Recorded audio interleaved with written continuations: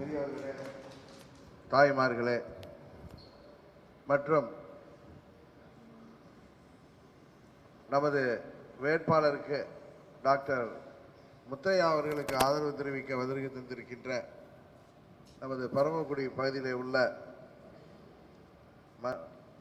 கிறிஸ்துவ மத போதகர்களே, கழகத்தின் நிர்வாகிகளே,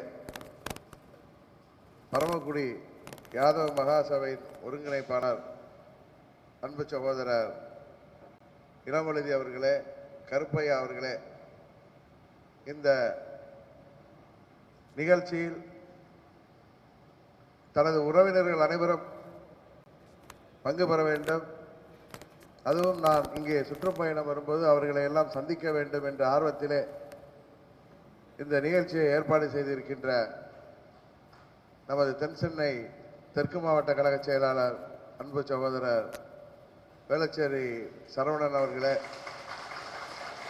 மாவட்ட கழக செயலாளர் அவர்களே, அறந்தாங்கி சட்டமன்ற உறுப்பினரும் நமது ராமநாதபுரம் பாராளுமன்ற தொகுதி பொறுப்பாளருமாகிய எனது அன்பு சகோதரர் ரத்ன சபாபதி அவர்களே மற்றும் மேடையில் அமர்ந்திருக்கின்ற நிர்வாகிகளே, இங்கே வருகை புரிந்திருக்கின்ற ராமநாதபுரத்தைச் சேர்ந்த மாவட்டத்தைச் சேர்ந்த நிர்வாகிகளே, உங்கள் அனைவருக்கும் முதற்கண் எனது வணக்கத்தை தெரிவித்துக் கொள்கின்றேன்.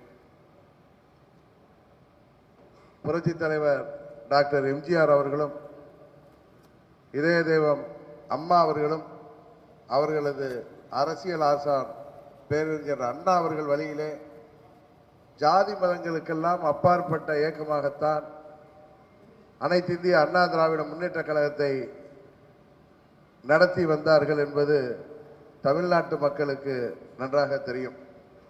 இன்றைக்கும் அதே வழியிலே அம்மா மக்கள் முன்னேற்ற கழகம் ஜாதி மத பேதங்களுக்கெல்லாம் அப்பாற்பட்டு தமிழகத்திலே வாழ்கின்ற, தமிழகத்திலே பிறந்திருக்கின்ற மக்களின் நலனுக்காக அம்மா அவர்களின் மறைவிற்கு பிறகு இயங்கிக் கொண்டிருக்கின்ற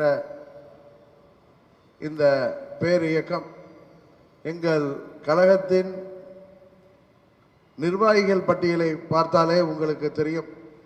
எல்லா சமுதாயத்தைச் சேர்ந்தவர்களும் எல்லா மதங்களைச் சேர்ந்தவர்களும் தலைமை கழக நிர்வாகிகளாகவும் மாவட்ட கழக செயலாளர்களாகவும் மாவட்டத்தின் பிற அணிகளாகிய 19 அணியின் செயலாளர்களாகவும் நிர்வாகிகளாகவும் ஒன்றிய செயலாளர்களாகவும் பேரூராட்சி செயலாளர்களாகவும் பிற அணிகளின் நிர்வாகிகளாகவும் கிளைக்கழகங்கள் வரை நமது இயக்கம் ஜாதி மதத்திற்கெல்லாம் அப்பாற்பட்ட இயக்கமாக நிர்வாகிகள் அமைப்பை பார்த்தாலே எல்லோருக்கும் நன்றாக தெரியும். அதிலும் குறிப்பாக அந்தந்த பகுதியிலே செல்வாக்கான உள்ள நபர்கள் இயக்கத்தில் இருக்கும் பொழுது அவர்களுக்கு பதவியை வழங்குகிறோமே தவிர அவர்கள் எந்த மதத்தைச் சேர்ந்தவர், எந்த ஜாதியைச் சேர்ந்தவர் என்றெல்லாம் பார்த்து நமது இயக்கத்திலே பொறுப்புகள் வழங்கப்படுவதில்லை. அவருடைய உழைப்பு, அவர் கட்சியின் மீது வைத்துள்ள விசுவாசம் போன்றவற்றை பார்த்துதான் நமது இயக்கத்திலே பதவிகள் வழங்கப்படுகின்றன.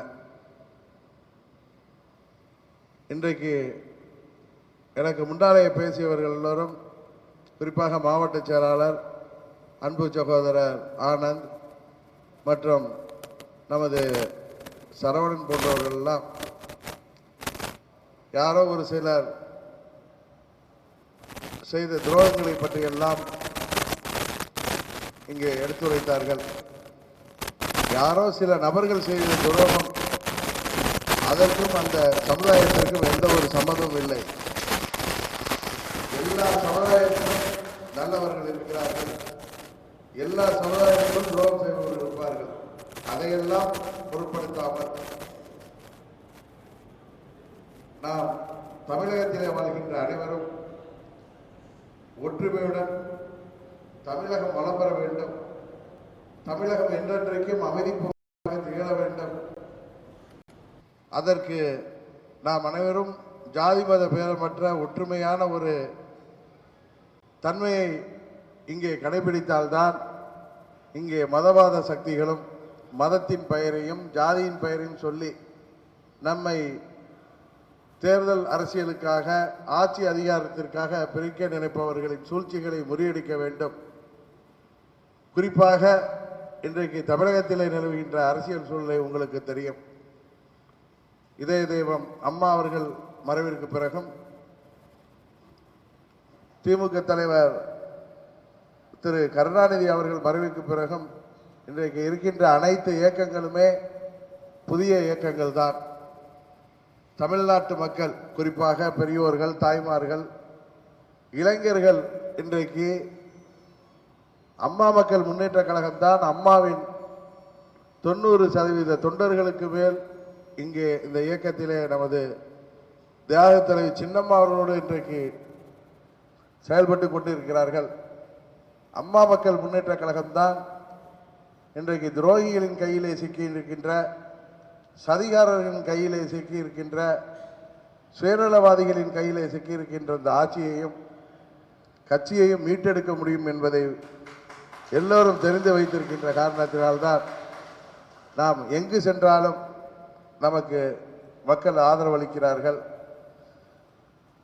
அம்மாவின் ஆட்சியை மீண்டும் தமிழகத்திலே அம்மா மக்கள் முன்னேற்ற கழகம்தான் கொடுக்க முடியும் என்பதை உணர்ந்திருக்கின்ற காரணத்தினால்தான் நாம் கன்னியாகுமரி சென்றாலும் சரி, திருத்தணிக்கு சென்றாலும் சரி, அங்கே ஹோசூர் சென்றாலும் சரி, தஞ்சைக்கு சென்றாலும், தமிழகத்திலே எந்த பகுதிக்கு சென்றாலும், எப்படி நேற்று நாம் பரமக்குடி தொகுதியிலே நாம் பயணம் செய்த பொழுது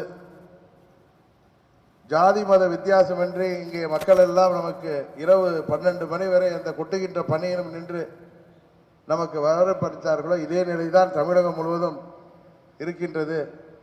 எப்பொழுது தேர்தல் வந்தாலும் அதில் வெற்றி பெறப்போவது அம்மா மக்கள் முன்னேற்ற கழகம்தான். எனக்கு முன்னாலே பேசிய எனது அருமை சகோதரர் டாக்டர் முத்தையா அவர்கள் சொல்வது போல, அவர் என்ன தவறு செய்துவிட்டார், அவருக்கு இந்த தொகுதி மக்களாகிய நீங்கள் கொடுத்த அந்த சட்டமன்ற உறுப்பினர் பதவி பறிக்கப்பட்டதற்கு காரணம் என்ன? அவர் என்ன தவறு செய்துவிட்டார்? அவர் செய்த தவறு, அம்மாவின் மறைவிற்கு பிறகு இந்த இயக்கம் பாதுகாக்கப்பட வேண்டும் என்றால் அம்மாவின் உண்மையான தொண்டர்கள் இருக்கின்ற பக்கம் தானும் நிற்க வேண்டும் என்று அவர் நிற்கின்ற காரணம்தான்.